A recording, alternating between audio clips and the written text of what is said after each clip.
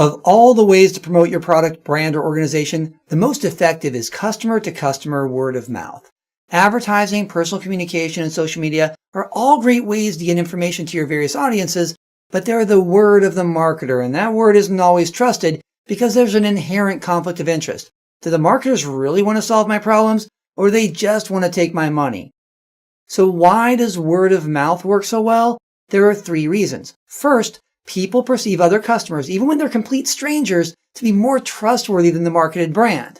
Second, other customers are perceived as being more knowledgeable about the product and its strengths and weaknesses from the buyer side. They truly know if and when it works well and when it doesn't. Finally, word of mouth is better for your organization because now your prospects come to you more informed and more convinced that you can fulfill their needs.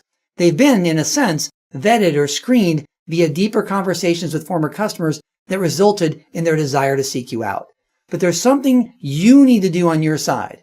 To ensure that customer-to-customer word of mouth is positive, you need to create excellent customer experiences, ensure that those experiences are recognized by your customers, and then empower them through training and communication tools to share their experiences with others. I'm Anthony Miyazaki, and this has been the Marketing Minute. In this video, we'll go through the ways to successfully increase your word-of-mouth marketing by using social media. Now, social media is one of the most valuable tools that brands can use, and its continued growth in popularity means there's never been an easier way for consumers and brands to get their thoughts out there.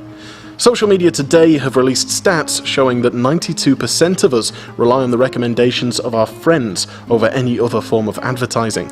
They also revealed that 70% of online consumers trust the opinions of other consumers online rather than that of a business. So it's important to target the right people in the right place with the right message. It's important to understand what elements go towards making up a viral campaign. Start off by asking yourself some simple questions, the first of which is who is sharing your content? Who's your brand targeting? Are they already engaged? Are they already sharing your content? The second question you have to ask yourself is what's the most effective way of delivering your content to those people? Is it by using an audio, written, or visual medium of content? The third thing you have to ask yourself is where your audience are online. With so many platforms to choose from, you can't just rely on Facebook or Twitter to spread your message effectively. The rise of Vine and Snapchat means that more and more people are opting to send their message out in short video clips. Social Media Today identified that page views in social are 94% higher when they contain an image or visual element, while Buffer revealed that YouTube reaches more US adults aged 18 to 34 than any of the cable networks. The fourth question you have to ask yourself is when will your content be shared? You need to make sure that your message is time specific, so aim to seize the day if you're writing about a popular event, and make sure that your content is published at a time when most people are going to be online. The last thing you need to ask yourself is why would anyone share your content? Now, a good tool for evaluating your content ideas on social media is Jonah Berger's STEPS theory. The theory uses 6 principles that can help content to go viral. The first of which is social currency. Does the content have value? Will people want to share it with their friends? Secondly, we look at triggers. Will this content stick in someone's mind once they've viewed it? The third thing to consider is emotion. Does our content produce an emotional response? Something else to consider is the appeal of your content. Are you creating something that's designed to appeal to a wider audience? We also need to consider practical value. Does your content or message offer anything valuable to users? The last thing to consider is story. Does your content tell a good story that would interest people? Your campaign does not need all 6 elements to succeed, but the more you have, the better it will be. Using Superdry as an example, let's take a look at what elements of the Jonah Berger STEP theory the company have used to get their brand out there, and rate these from 1 to 5. Looking at social currency, we're rating that a 5 because Superdry makes such good use of celebrities wearing their clothes. Many people like to share news and updates of their favourite celebrities and what they're wearing. Looking at triggers, we're rating that a 4. Superdry has a really distinctive Japanese and vintage American-inspired logo. The visual elements are easily recognizable. Superdry's brand director James Holder spoke about the importance of their logo, saying it becomes a word-of-mouth marketing tool. We're not splashing out on double-page spreads and taking the traditional marketing routes, so it's a major marketing thing for us to have 20 different Superdry logos walking around. The other thing to consider is appeal, which we're going to rate as a 4.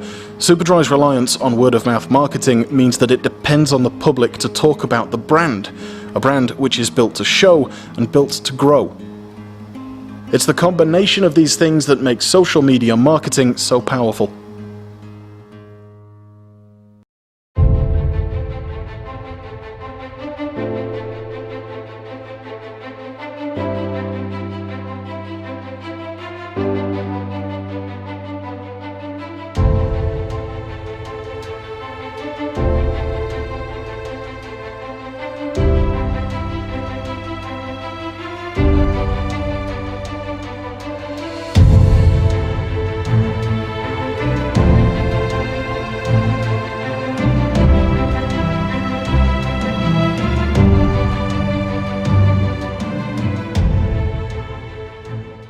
Social media marketing is simply just marketing your business on social media. So there's YouTube ads, Facebook ads, Instagram story ads that you can run. So all it really is promoting a product or a service on social media. Now, how is it that people are able to make money doing this?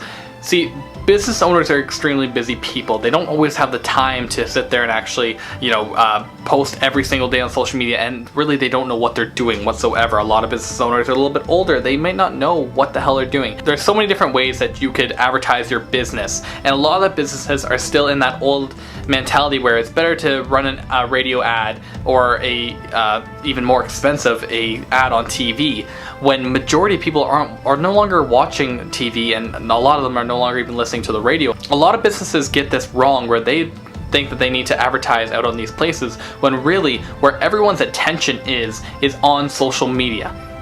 Now, the key benefit of a business hiring an outside agency to do social media is that they can then focus all their time on their actual business and not have to worry about, am I posting, what am I doing, what type of ads do I run, how do I run them. It's a lot to learn for a business owner who just wants to focus on growing their business.